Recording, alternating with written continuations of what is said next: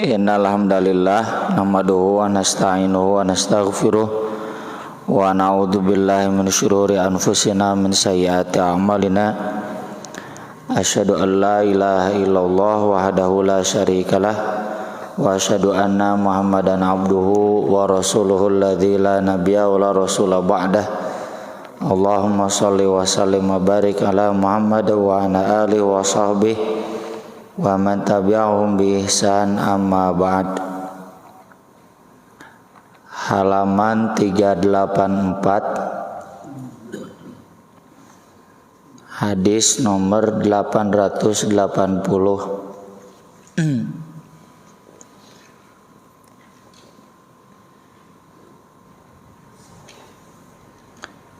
Di bawah. Wa an Abi Rafi'in radhiyallahu anhu anna nabiyya sallallahu alaihi wasallam istaslafa. Nabi sallallahu alaihi wasallam meminjam min rajulin dari seseorang bakron, unta yang muda. Pinjamnya buat perang, buat kendaraan perang. Meski tidak disebutkan perang apa ini karena cukup banyak zaman Nabi perang. Faqadimat alaihi ibilun min ibilis shadaqah. Lalu datang kepada beliau beberapa unta. Kalau disebut ibil itu bukan satu, sekumpulan, sekitar 10 minimal. Beberapa unta min ibilis shadaqah, dari unta-unta zakat. Kalau si satunya jamal, kalau banyaknya ibil. Karena dulu zaman Nabi kalau zakat unta ya dibayarnya dengan unta gitu. Kalau sekarang kan bisa dikonversi ke uang. Zakat beras bayarnya dengan beras. Zakat perdagangan dibayarnya dengan dagangnya. Zakat pertanian gandum misalkan, itu dibayarnya dengan gandumnya lagi. Fa amara Aba Rafi'in an yaqdiya rajula bakrahu. Lalu Nabi memerintahkan Abu Rafi' yang meriwayatkan hadis ini untuk menunaikan, membayar utang kepada lelaki yang dipinjami tadi. Jadi kemungkinan unta yang dipinjamnya itu tewas ya, dan Nabi menggantinya. Faqala, tapi kata Abu Rafi', la ajidu khiyaron rubaiyan. Ini harusnya ada illa ya. Illa khiyaron rubaiyan. Saya tidak menemukan kecuali unta yang bagus yang umurnya 4 tahun ke atas. Kalau bakrun itu kurang dari 2 tahun ya. Jadi pinjam unta yang usianya 1 tahun lalu dibayar dengan unta yang usianya 4 tahun lebih. Tentu beda harga ya. Lebih mahal unta yang 4 tahun khiyaron lagi. Khiyaron itu bagus lagi. Faqala, tapi Nabi SAW bersabda, a'tihi iyahu, berikan saja itu kepada dia. Fa inna khiyaron nas, karena sungguh sebaik-baiknya manusia, ahsanuhum qodoan, orang yang paling bagus dalam melunasi utang. Rawahu Muslim, riwayat Muslim. Ini yang dijadikan teori qardul hasan di perbankan syariah. Qardul hasan itu pinjaman yang melunasinya dilebihkan. Tapi hati-hati ya, Kalau saya misalkan sebagai pengurus BMT di masjid, Ada yang pinjam ke saya, pinjam 5 juta. Lalu dia tanya, nanti mengembalikannya berapa? Kalau saya jawab 5 juta, tapi bagusnya dilebihkan, terserah Bapak. Eta mah berarti bukan qardul hasan. Itu mah riba. Karena ditarik oleh pemberi pinjaman. Atau begini, ya tetap aja 5 juta, tapi atuh zakatna kadiekeun gitu. Sama aja, jadi menarik kelebihan dari pinjaman utang. Jadi yang namanya qardul hasan itu sesuai hadis ini bukan diminta, disyaratkan, dianjurkan oleh pemberi pinjaman, tapi betul-betul kerelaan dari peminjam. Jadi kalau tadi contohnya, Pak saya minta 5 juta, pinjam 5 juta, baik nih, nanti kembaliannya berapa? 5 juta, nggak ada lebihnya, nggak ada, udah jempewe ternyata. Kalau saya lebihkan bagaimana? Dia ngomong mangga gitu, tidak kemudian dijadikan sistem. Karena kalau kita yang mengatakan tapi sebaiknya, itu tetap jadi beban kan, beban bagi orang yang tidak mampu. Ngalunasan utang saja sudah berat, apalagi untuk melebihkannya. Jadi jangan ada ini. Sekali lagi berarti menunjukkan melunasi utang dilebihkan itu boleh, asal betul-betul kerelaan dari peminjam, bukan diminta oleh pemberi pinjaman. Tapi ini beda-beda tipis dengan hadis yang dibahas berikutnya. Hadis dari Ali radhiyallahu an qala Rasulullah sallallahu alaihi wasallam, kullu qardin jarra manfaatan fahuwa riban. Setiap pinjaman yang menarik manfaat itu kelebihan jasa, ya, manfaat, sesuatu yang kita terima di luar pinjaman, fahuwa riban, maka itu termasuk riba. Riwayat Al-Haris bin Abi Usamah, tapi sanadnya gugur, ada cacat. Meski demikian dikuatkan oleh riwayat lain, walahu syahidun dhaif an Fadalah bin Ubaidin indal Baihaqi. Ada riwayat lain yang menunjangnya, tapi juga riwayat dhaif. Ini yang jadi teori di kalangan para ulama, al-ahaditsu dhaifah yuqawi ba'duha ba'dan. Hadis-hadis dhaif itu saling menguatkan, jadinya hasan. Belum lagi dikuatkan wa akharu mauquf an Abdullah bin Salam indal Bukhari. Riwayat Bukhari mah itu pasti sahih, ya. Yang mana yang sahih dhaif dari Fadalah bin Ubaid ini saya tulis khusus, ya.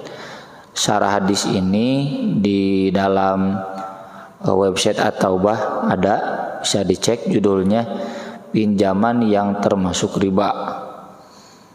Bukan hanya dari Fadalah bin Ubaid, ada juga dari sahabat lainnya, dan 6 orang. Isinya sama dengan yang di atas, yang Ali, cuma beda di redaksi dikit. Kullu qardin jarra manfaatan fahuwa wajhun min wujuhir riba, gitu redaksinya. Pinjaman yang menarik manfaat, maka itu satu jenis dari jenis-jenis riba, ya. Ya bukan itu saja riba itu, cuma itu salah satu wujud riba, ya. Lalu dari sahabat-sahabat lainnya Itu ada di antaranya seseorang datang ke Ibnu Abbas, saya pinjam ke seseorang tapi dia bikin syarat, boleh, cuma saya ingin pinjam unta kamu. Kata Ibnu Abbas, la taf'al huwa riba, jangan mau, itu termasuk riba.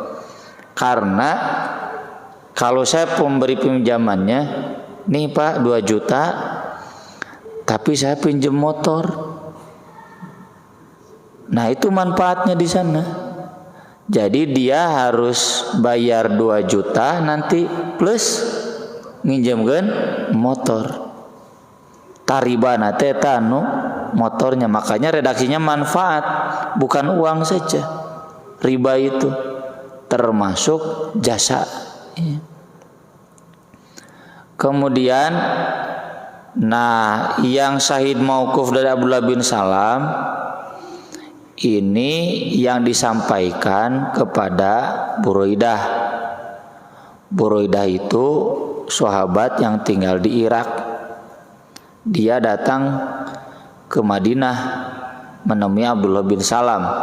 Abdullah bin Salam ini sebagaimana mungkin pernah dijelaskan oleh ustadz-ustadz yang lain, dia adalah rabi Yahudi nomor 1 di Madinah, ya. Ulama Yahudi pangkahotna lah di Madinah. Masuk Islam, ya. Dan cerita masuk Islamnya juga unik kan. Abdullah bin Salam nanya ke Nabi, kalau Anda Nabi, jawab 3 pertanyaan saya. Ini pertanyaan yang tidak mungkin bisa dijawab kecuali oleh Nabi, ya. Yang pertama, apa makanan pertama yang akan dihidangkan kepada penghuni surga? Yang kedua, kenapa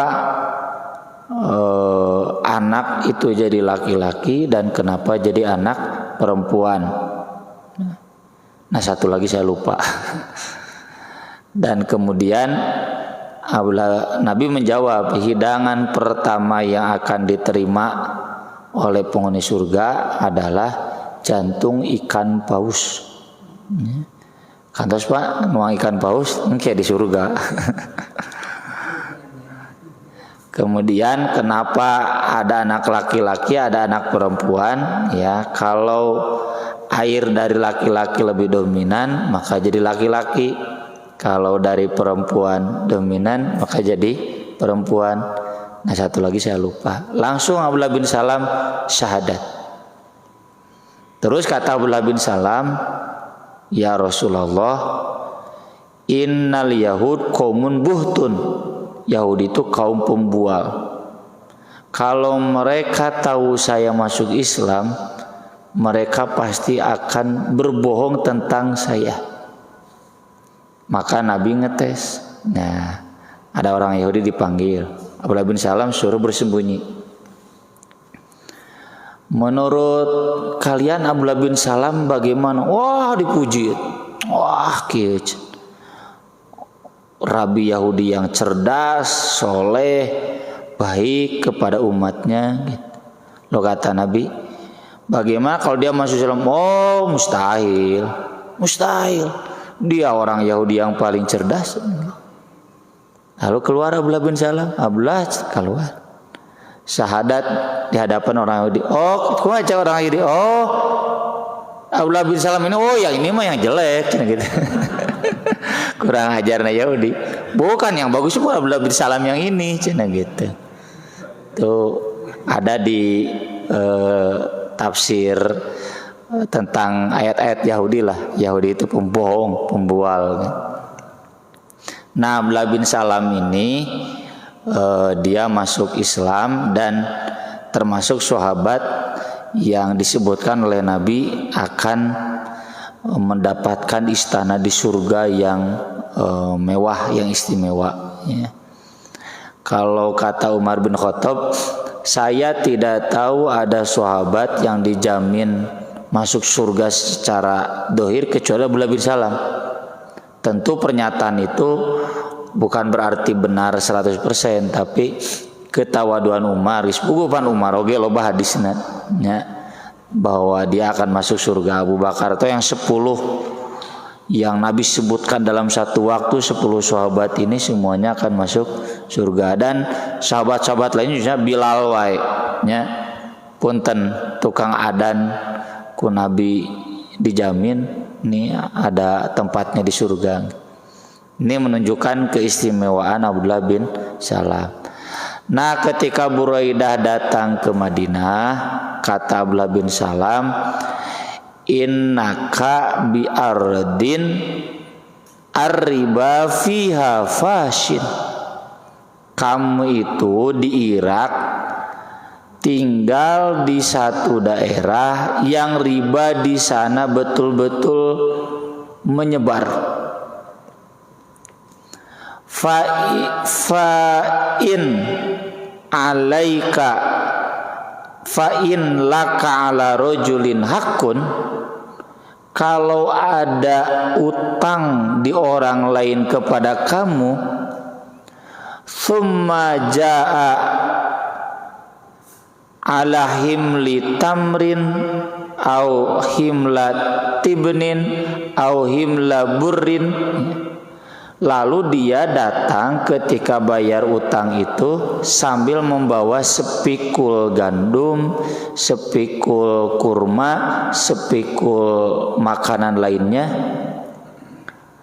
Kata beliau, fala takbal, jangan diterima, fa innahu riban, karena itu termasuk riba. Kenapa Abdullah bin Salam mengatakan itu riba?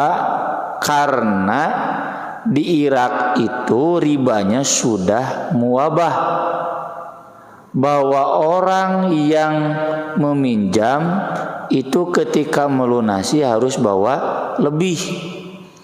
Meski kita tidak memberikan syarat, tapi karena dia datang niatnya bayar ribanya, itu harus ditolak.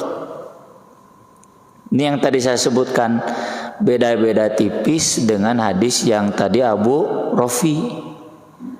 Kenapa ketika Nabi membayar utang ke seseorang, utang unta tadi bayarnya lebih, dan Nabi mengatakan itu orang yang paling baik, orang yang melebihkan dalam membayar utang.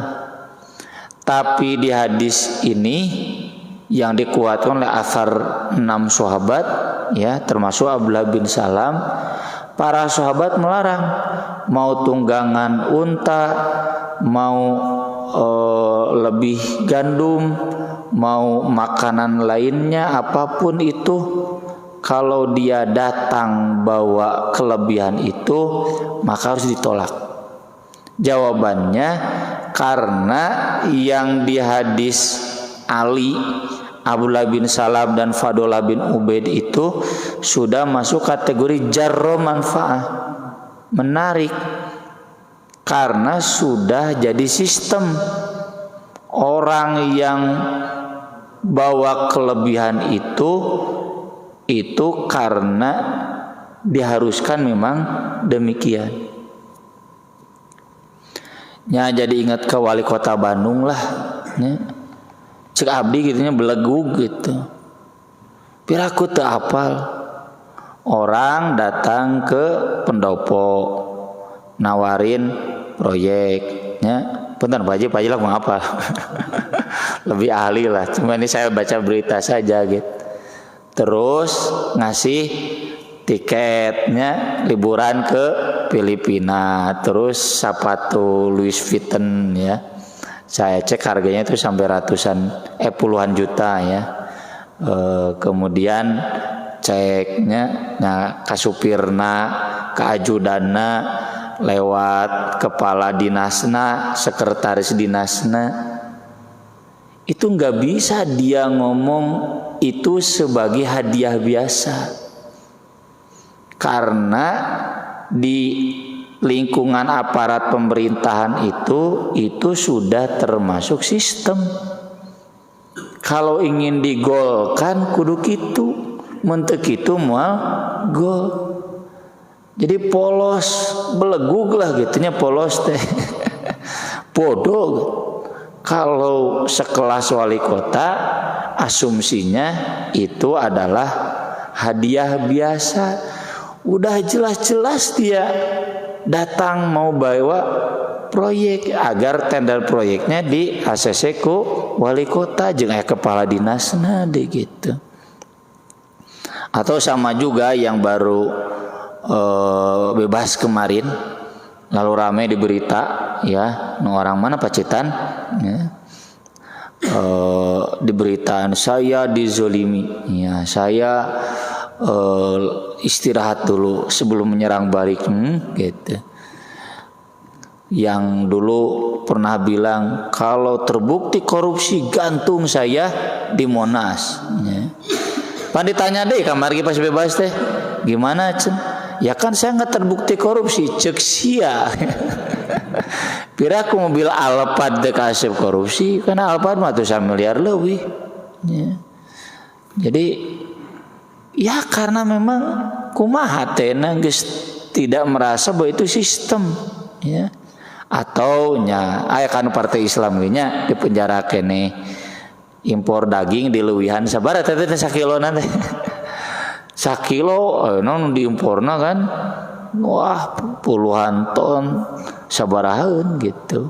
Alasannya buat dana dakwah. Aduh dana dakwah tinu cara-cara model gitu. Nah ini semua yang sudah jadi sistem dan mereka memberinya juga terpaksa itu masuk kategori riba.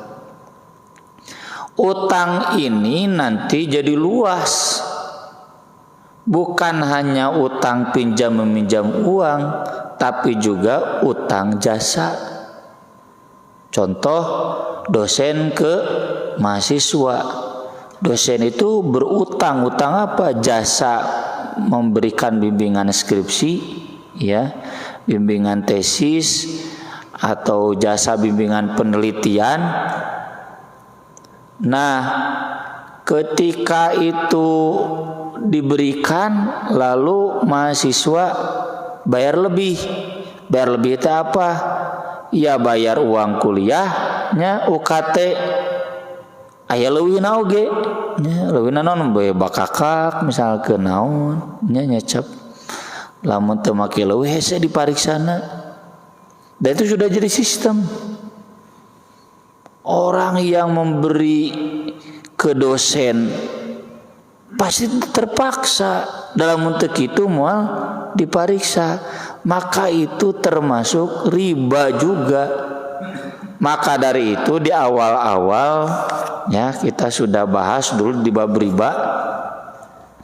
Hadis ar-rashi wal murtasi dimasukkan ke dalam bab riba. Penyuap dan yang disuap dua-duanya dilaknat oleh Rasulullah SAW. Kenapa masuk dalam bab riba? Ya karena memang suap menyuap itu kan melebihkan. Ya, riba kan artinya melebih, bunga. Riba itu artinya lebih atau bunga. Berbunga itu kan berlebih.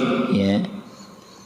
Jadi kalau orang agar tendernya diloloskan atau mahasiswa agar skripsinya bagus atau kalau sekolah agar passing grade-nya tinggi gitu ya.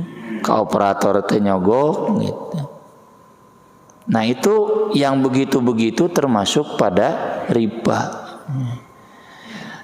Tapi tadi kalau betul-betul murni tidak jadi sistem ya. Saya misalkan ke bapak pinjam dilebihkan kan tidak jadi sistem, itu boleh. Cuma kalau sudah jadi sistem lamun teu kitu mau diberi injem ya.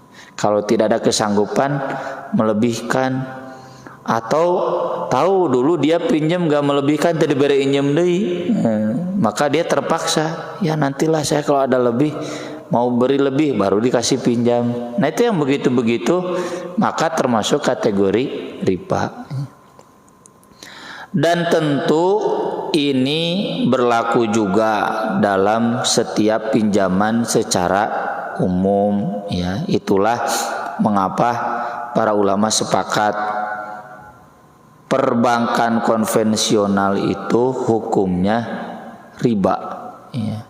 Masalah Bapak tidak bisa lepas dari perbankan konvensional itu memang di fatwa itu kan ada beberapa pengecualian. Pengecualian pertama, kalau di daerah itu belum ada bank syariah. Pengecualian kedua, kalau bank syariah itu belum se-capable, se-acceptable bank konvensional. Karena ada jaringan jual beli impor ekspor misalkan, itu nggak bisa pakai bank syariah. Ya. Itu pengecualian. Tapi selebihnya dari itu, selama bisa ya pindah ke bank syariah, maka fatwa dari MUI ini bukan dari saya, dan fatwa ulama Majmu' Fiqhil Islami Internasional, ulama fikih internasional ada kan Majmu' Fiqhil Islami, itu semuanya memfatwakan demikian. Bahkan sebagaimana pernah kita bahas, riba konvensional itu lebih jahat daripada riba jahiliyah. Kalau riba jahiliyah kan begini, saya pinjam ke Pak Haji 5 juta 5 bulan, udah, kalau dalam 5 bulan lunas. Riba jahiliyah itu kalau udah 5 bulan belum lunas, nanya gimana, mau dilunaskan atau mau ditambah. Kalau mau ditambah waktu, tambah uang. Nah gitu. Kalau sekarang pokoknya mereka lunas 5 bulan atau henteu aya leuwih. Mau lebih cepat apalagi lebih lambat ada penaltinya. Dan termasuk yang menabung, karena yang menabung di bank konvensional itu berarti memberikan modal kepada bank konvensional untuk menjalankan praktik ribanya. Ini sekali lagi, bapak-bapak jangan protes ke saya, kalau mau protes ke MUI. Saya hanya bertugas menyampaikan. Kalau ada tadi kedaruratan ya silakan, ya. Bukan urusan saya kedaruratan, urusan bapak-bapak gitu. Nah, kenapa? Karena di sistem perbankan konvensional di setiap pinjamannya menarik manfaat. Beda dengan perbankan syariah. Dan oleh karena itu seringkali lebih mahal. Biasa apa nu halal masa lebih mahal. Nikah jeung zina kan mahal kan nikah. Zina mah kan murah, ya, murah. Teloba urusan udah selesai gitu. Jadi saya sering ada curhat, ya termasuk ini juga para praktisi bank syariah. Ini Ustadz, bank syariah itu berpikir bagaimana kita mau produk syariah yang halal dan lebih murah dari konvensional. Tapi susah.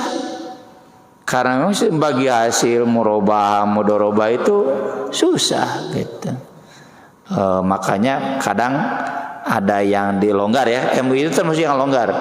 Nggak seperti Ustadz siapa yang di YouTube tuh banyak, ya, pokoknya di MUI oge, patah MUI masih kene di salah-salahkeun nulis buku harta haram muamalat kontemporer Erwandi, ya, Ustadz Erwandi Tarmizi itu, wah, geus pokona mah hese hirup teh. Kalau MUI sedikit longgar, ya, jadi sekiranya ada celah syariahnya meski mirip non konvensional, tapi kan minimal beda akad. Nya siga kumpul kebo jeung nikah si Ronaldo panjiga kawin padahal lain kawin zina we. Si Ronaldo nya pemain sepak bola aya awewe boga anak zina. Naon ngabedakeunna di akad. Jadi Bapak jangan beralasan dasar wae cenah bank syariah ge leuwih mahal. Pak, akad yang membedakan. Jeung lamun leuwih mahalnya maklum we ngaranna ge syariah, enggak semudah riba. Kalau riba kan bisa nyekek, ya bisa nyita. Di bank syariah nggak bisa. Kayak kemarin kita bahas pegadaian, nggak bisa pegadaian syariah tiba-tiba ngambil menjual, nggak boleh. Harus kesepakatan dulu, dijual juga menghitung utangnya ada lebih dikembalikan gitu. Nah ini hal-hal yang seperti ini harus kita pahami. Termasuk tadi ada yang tanya di salah satu grup, Ustaz, kalau koperasi bagaimana? Saya jawab, ya kalau memang tidak ada riba, halal. Dan kan ada uang jasa. Nah ini model uang jasanya bagaimana? Kalau sifatnya, kalau di bank syariah itu ujroh kan? Ujroh itu upah. Kayak bapak memasukkan anak ke sekolah, kan bayar. Bayar apa? Bayar upah. Buat guru-guru, buat tenaga kependidikan, tenaga kebersihan di sekolah itu. Contoh ya, duka di sekolah negeri meureun sekolah lunas langsung. Kalau di pesantren kan dicara ricil. Apakah ketika ditetapkan 5 juta masuk uang pangkal dibayar 3 tahun? Nah, yang lunas 5 juta lalu yang tidak lunas langsung selama 3 tahun jadi nambah 8 juta kan tidak? Itu ujroh. Jadi ujroh itu ditetapkan di awal udah tetap, nggak bertambah hanya karena ada tambahan waktu. Jadi kalau misalkan di koperasi saya pinjam 5 juta, cek petugas koperasi, mangga Pak Ustadz nanti mengembalikan 5 juta tapi uang ujrohnya ini 200.000. Halal tidak? Halal, ujroh upah. Dan 200.000 itu tidak kemudian menjadi bertambah kalau bayar utangnya telat, tetap 200.000. Nah ini yang diakalan di dana talangan haji mah kan 6 bulan ya, lalu 1 tahun, lalu 2 tahun. Nah kalau dari 6 bulan ke 1 tahun itu jadi ada akad baru, ada ujroh baru gitu. Karena kalau nggak begitu, mual ketutupan operasional bank syariah. Itu yang dikritik oleh Ustaz Irwandi, termasuk oleh Dewan Nisbah, haram karena tetap ada tambahan waktu, ada tambahan uang. Tapi dari MUI membolehkan, itu ujroh, administrasi, akad baru, perjanjian baru. Nah itu dikit-dikit Pak ya, perbedaan fikih sesuatu yang wajar. Kita boleh pilih salah satunya. Dan insya Allah selamat. Ijtihad itu nggak mungkin ada yang dosa. Termasuk kemarin yang kita bahas pegadaian. Kalau ada yang menggadaikan motor ke bapak, sawah ke bapak, hati-hati. Bapak jangan pakai motor dan sawah itu kecuali bapak bayar sewa motor, sewa sawah ke yang nganjuk ke bapak. Kalau nggak begitu haram, riba. Karena jadinya si peminjam itu dia bayar misalkan 10 juta plus sawah yang dipakai oleh pihak pegadaian, motor yang dipakai oleh pihak pegadaian. Jadi kalau ada yang menggadaikan motor bapak atau saya canak we BPKB na motor namakeun we, masalah rusak, masalah untung, tanggung jawab dia pokoknya mah utang ka urang sakit banget. Kalau kita tahan motorna atuh hayang make. Itu beberapa teman saya yang belum tahu dan sudah dikasih tahu baru tahu. Kang, awalnya cetek gonta-ganti motor wae biasa anu ngagadekeun cenah gitu. Kang cetek kalau akang pakai motor ini riba. Karena berarti yang pinjam ke akang tetap kan bayar utangnya plus motor nu dipake eta ribana teh di dinya. Geus motor mah bikeun ka ditu cenah usaha ngarah bisa bayar utang. Karena kalau tidak demikian itu termasuk kategori kullu qardin jarra manfaatan. Ya termasuk kartu kredit ya. Kartu kredit kenapa termasuk riba? Ya jelas pinjam dulu lalu nanti bayar ya. sama kan terminnya 1 bulan misalkan, kedua bulan nambah lagi, ketiga bulan nambah lagi kalau belum kunjung terbayar. Nah kalau kartu kredit syariah itu sistemnya ujroh yang Hasan Akad ya, yang dulu pernah presentasi ke kami itu Hasan Akad yang BNI Syariah itu sistemnya ujroh dan gak bertambah, mau bayar 1 bulan, 2 bulan, 3 bulan, hanya memang di limit misalkan maksimal 3 bulan. Nah itu yang membedakan sistem riba dan sistem yang tidak riba. Cukup dulu ya, sekian. Ini siap-siap Isya, bentar lagi adzan Isya. Ini mau dilanjut sudah beda bab lagi ya. Insyaallah nanti kita sambung di sesi tanya jawab. Aku lo qouli hadza wa astaghfirullah li wa lakum, subhanakallahumma bihamdik, asyhadu an la ilaha illa anta, astaghfiruka wa atubu ilaik. Wassalamualaikum. Pada nambihan, mengapa Ji? Assalamualaikum warahmatullahi wabarakatuh.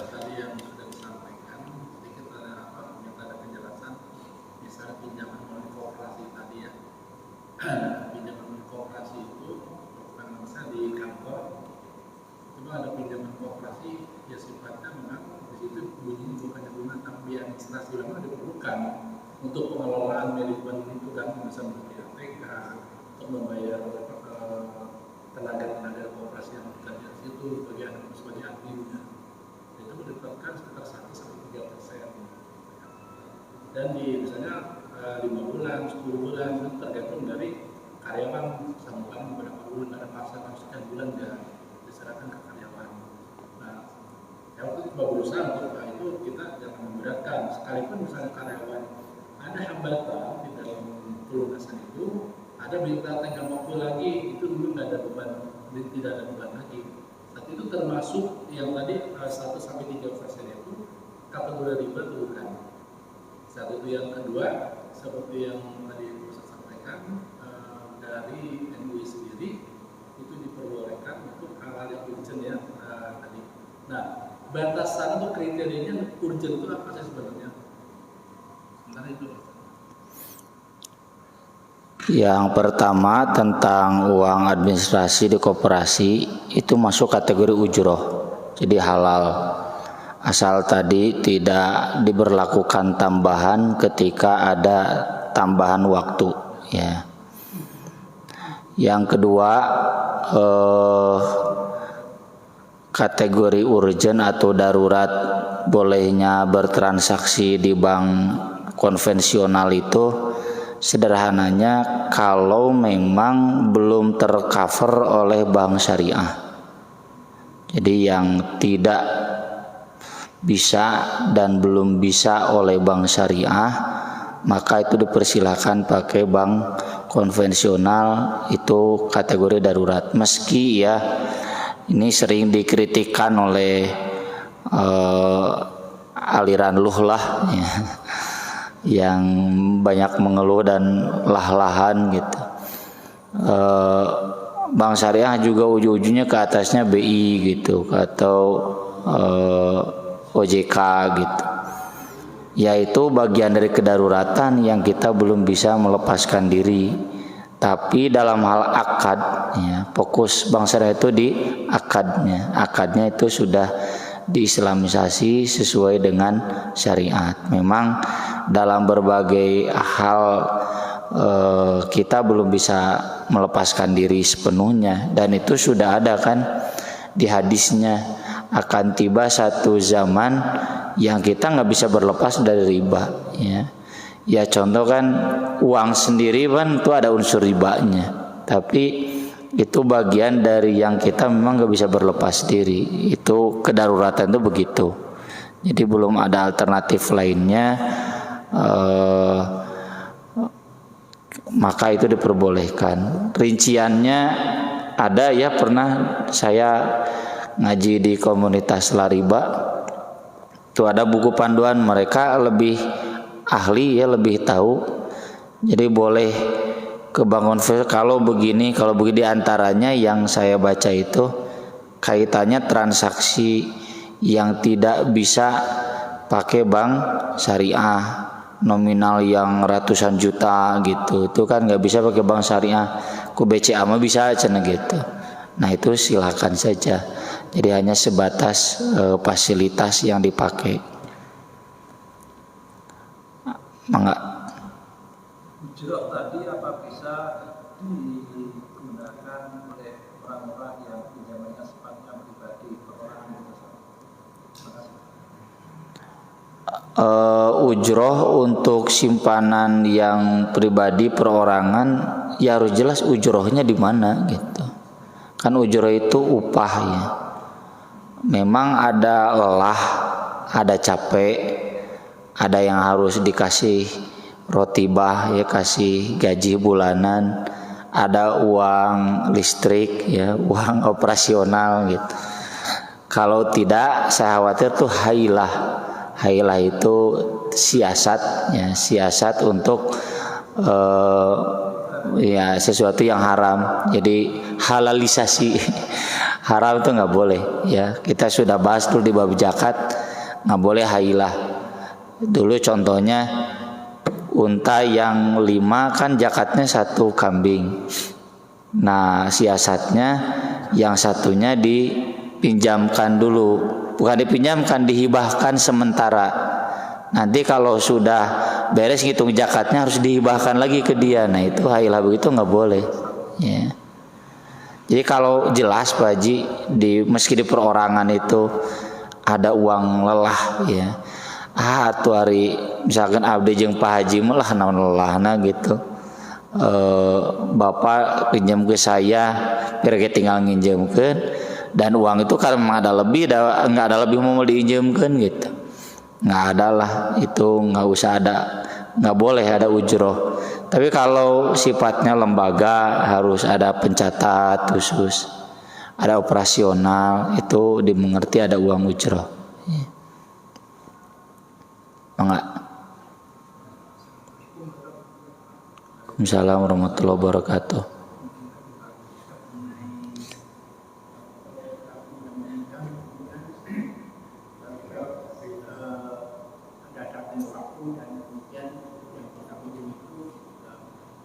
Dia udah merasa senang itu kalau bisa tertolong rumah itu mereka bisa terbuka satu tahun macam. Kemudian pada saat membayar mereka kemudian melakukan, tapi saya tidak melaksanakan.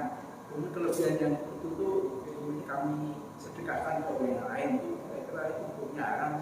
Nah, kemudian kedua, waktu masih aktif kerja kan kita pakai bank konvensional dan pengiriman gaji dan pembayaran gaji segala macam itu.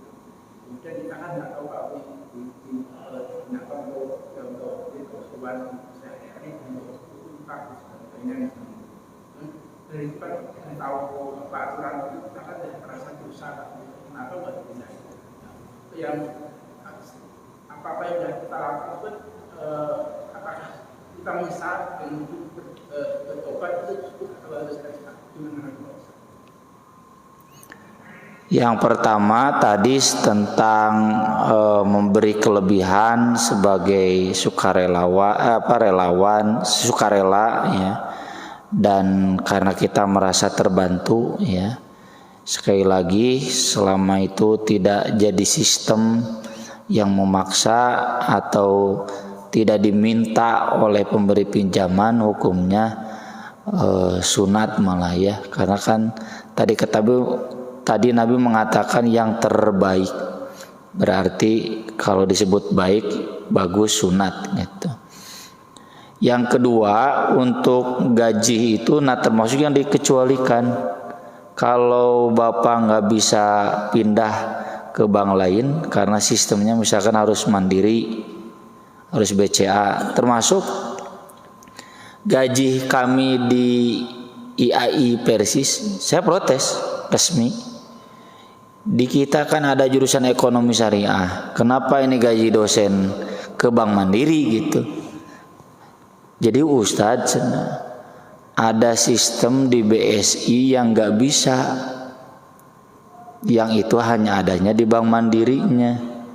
Jadi kita butuh sistem keuangan perbankan kampus itu yang nantinya ke akreditasi apalah, saya kurang terlalu mengerti, laporan keuangan atau gimana, termasuk sistem naon deui lah gitu. Yang itu nggak ada di BSI, yang adanya di Bank Mandiri, dan sebagai salah satu konsekuensinya adalah gajinya jadi lewat Bank Mandiri. Itu yang begitu termasuk yang diperkecualikan, asal jangan sambil menyelam minum air. Mumpang boga rekening di Bank Mandiri bisa nginjil. Nah itu yang nggak bolehnya. Tapi kalau sekadar gaji bulanan udah apa habisnya, bapak kan tidak menyimpan. Kalau ada niat menyimpan ya jangan di sana. Udahlah di lemari di handapun bantal jika kolot baheula. Jadi kalau mau niatnya menyimpan, tinggal dipindahkan oleh bapak ya ke bank syariah. Kalau gaji bulanan itu mah insya Allah habis dipakai kan. Jadi tidak termasuk yang mendukung, karena memang belum tadi di sistem bank syariah sekelas BSI pun belum acceptable untuk mendukung sistem keuangan perguruan tinggi begitu. Jadi boleh. Bagaimana tobat dari yang riba? Itu di ayatnya kan jelas, fantaha, berhenti, falahu ma salaf wa amru ilallah. Yang sudah itu nggak akan dihitung ya, jadi nggak usah dikembalikan ke mana tuh ya kecuali kalau kita yang menerima ribanya tahu bahwa si bapak ieu ngaleuwikeun 1 juta, ya kita kembalikan silahkan, tapi nggak dikembalikan juga nggak apa-apa, karena kata Al-Qur'annya falahu masalah, silakan buat dia yang sudah nggak apa-apa, nggak usah dikembalikan, asal syaratnya fantaha, berhenti, udah selesai. Ada lagi? Cukup? Ya baik, terima kasih. Mudah-mudahan bermanfaat. Mohon maaf atas segala kekurangannya. Insyaallah nanti kita sambung dengan bab pailit ya, dan bab sita. Jadi ada di syariat juga tentang pailit dan penyitaan. Aqulu qouli hadza wa astaghfirullah li wa lakum, subhanakallahumma bihamdik asyhadu an la ilaha illa anta astaghfiruka wa atubu ilaik. Wassalatu wassalamu ala Rasulillah. Wassalamualaikum warahmatullahi wabarakatuh.